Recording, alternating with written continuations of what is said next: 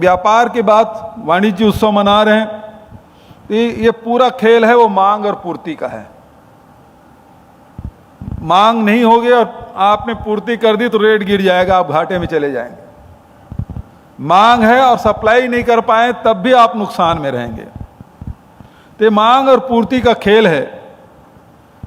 देश में एक समय ये स्थिति थी कि हमारे पास अनाज की कमी थी और इंदिरा जी ने उस समय हरित क्रांति की बात कही, देश के किसानों ने उस चुनौती को स्वीकार किया और उस समय स्थिति ये थी कि मंडियों में समर्थन मूल्य से ज्यादा में अनाज बिकता था, कम बिकता था तो सरकार सपोर्ट करती थी। आज स्थिति है कि समर्थन मूल्य में केवल सरकार खरीदती है।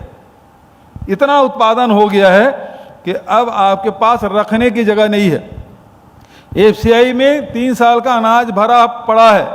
राज्य सरकारें लड़ाई हमारे अनाज खरीदो, हमारे अनाज खरीदो। अब अनाज खरीदने वाला नहीं, रेट समर्थन मूल्य से आधे में बिक रहा है, चाहे वो चावल हो, चाहे गेहूं हो, चाहे अन्य उत्पाद की बात करें। दलहन को छोड़ दीजिए, तिलहन को छोड़ दीजिए, 2 चीज को छोड़ दीजिए, बचत अनाज में समर्थन मूल्य में कोई पूछने वाला नहीं। तो ये मांग और पूर्ति का संतुलन बिगड़ा तो किसान आज घाटे में, सरकार के पास दबाव है। ऐसे में मैंने भारत सरकार के पास प्रस्ताव भेजा कि मेरे पास सरप्लस पैडी है, मुझे एथेनॉल बनाने की अनुमति दीजिए और पैडी से एथेनॉल की कीमत तय कर दीजिए।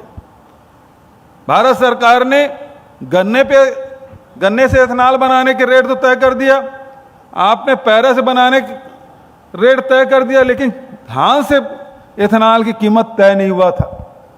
मैं लगातार 2.5 साल से लिख रहा हूं, तो पैडी से एथेनॉल की कीमत तो तय हो गया, लेकिन भारत सरकार अभी तक से पैडी से एथेनॉल बनाने के लिए अनुमति नहीं प्रदान कर रही है। तो यह राष्ट्रीय क्षति नहीं है तो और क्या है? देश के जो किसान उत्पादन कर रहे हैं उसका नुकसान हो रहा है कि नहीं हो रहा है? यदि एथेनॉल उत्पादन कर देंगे तो आपको विदेशी धन बचेगा। पेट्रोलियम पदार्थ यदि आप उत्पादन करना शुरू कर दें, विदेशी धन निश्चित रूप से बचेगा। दूसरी बात यह है कि इससे एथेनॉल प्लांट लगाएंगे तो उद्योगों की संख्या बढ़ेगी, लोगों को रोजगार मिलेगा और किसानों को दाम मिलेगा। अब इसके लिए मैं पिछले 2.5 साल से लिख रहा हूं, यदि अनुमति मिल जाए। इंडियन ऑयल वाले वैसे एमयू करके बैठे हैं, 6 और उद्योगपति एमयू करके बैठे हैं। 140 एमयू की बात कर रहे थे, उसमें 6 एमयू भी शामिल है। हमको केवल अनुमति दे, हम आपसे कुछ नहीं मांग रहे हैं। हम एथेनॉल उत्पादन करेंगे, उसके खरीदने वाले भी हैं, केवल अनुमति। लेकिन 2.5 साल से भारत सरकार अनुमति नहीं दे रही, यह दुर्भाग्यजनक बात। यदि इथेनॉल का परमिशन में भारत सरकार के भी विदेशी धन बचेगा और हमारे किसानों को रेट मिलेगा, छत्तीसगढ़ सरकार को जो दबाव पड़ता, आर्थिक दबाव पड़ रहा है, उसमें कमी आ जाएगी।